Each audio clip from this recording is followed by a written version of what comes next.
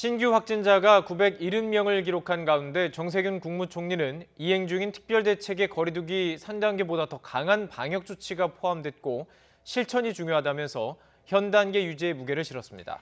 영국에서 귀국한 80대 남성이 숨진 뒤 확진 판정을 받은 데 이어서 가족 2명도 양성 판정을 받아서 방역당국이 변이 바이러스와의 연관성을 조사하고 있습니다. 취재기자 연결합니다. 이승윤 기자. 네, 사회부입니다. 자, 신규 환자 수는 일단 세 자릿수로 떨어진 상태인데요. 코로나19 확진자 추이 전해주시죠. 네, 오늘 0시 기준 신규 확진자는 970명입니다. 연말 0시 이 특별 방역 대책 속에서도 역대 최다였던 그제 1241명, 어제 1132명보다는 줄어든 수치입니다. 감염 경로를 보면 국내 발생이 946명이고 해외 유입이 24명입니다. 지역별로 국내 발생 현황을 보면 수도권의 확산세는 좀처럼 꺾일 기미를 보이지 않고 있습니다. 서울이 359명, 경기 237명, 인천 60명으로 수도권 신규 환자만 656명입니다. 비수도권은 충남 55명, 경남 44명, 부산 40명, 경북 32명, 충북 24명 등 전국 17개 시도에서 신규 환자가 나왔습니다. 해외 유입 확진자 24명 가운데 10명은 검역 단계에서 확인됐습니다. 위중증 환자는 6명 줄어 293명입니다. 추가 사망자는 15명으로 누적 사망자는 808명입니다.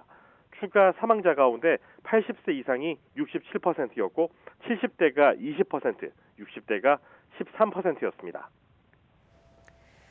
네, 감염력이 더 강해진 변이 바이러스가 영국에서 발생했는데요. 이 영국에서 귀국한 80대 남성이 숨져서 방역당국이 변이 여부를 조사하고 있다고요.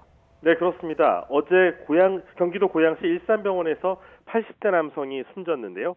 이 환자는 지난 13일 영국에서 입국한 뒤 자가격리를 해오다가 어제 심정지가 발생해 병원 응급실로 옮겨졌지만 40분 만에 숨졌고 사후 코로나19 확진 판정을 받았습니다.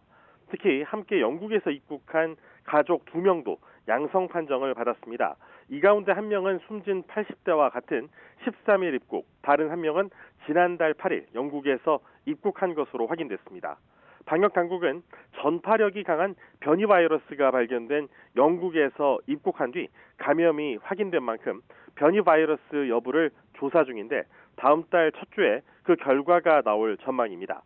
앞서 23일부터 오는 31일까지 정부는 영국에서 발견된 변이 바이러스의 국내 유입 차단을 위해 영국발 항공편 운항을 일시 중단해 영국발 입국을 금지한 상태입니다. 네, 정부가 조금 전부터 중대본회의를 열고 거리두기 단계 조정 여부 논의하고 있죠. 네, 그렇습니다. 정세균 국무총리는 오늘 중대본 회의에서 거리두기 단계 조정을 논의하겠다고 밝혔습니다. 또 이미 이행하고 있는 특별 대책에는 거리두기 3단계보다 더 강한 방역 조치가 포함됐다며 지금 무엇보다 중요한 건 실천이라고 강조했습니다. 이에 따라 현재 수도권 2.5단계, 비수도권의 2단계의 거리두기 단계를 연장하는 데 무게가 실린 것으로 풀이됩니다. 3단계는 사실상 봉쇄에 준하는 강력한 조처이고 사회적으로 경제적으로도 막대한 피해가 예상돼 정부는 신중한 입장을 보여왔습니다. 하지만 확진자 수가 급증하고 감염 경로를 알 수 없는 비율도 약 30%를 유지하면서 격상 압박이 점점 커지고 있습니다.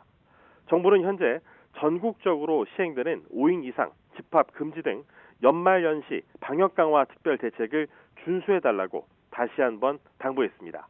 지금까지 사회부에서 YTN 이승윤입니다.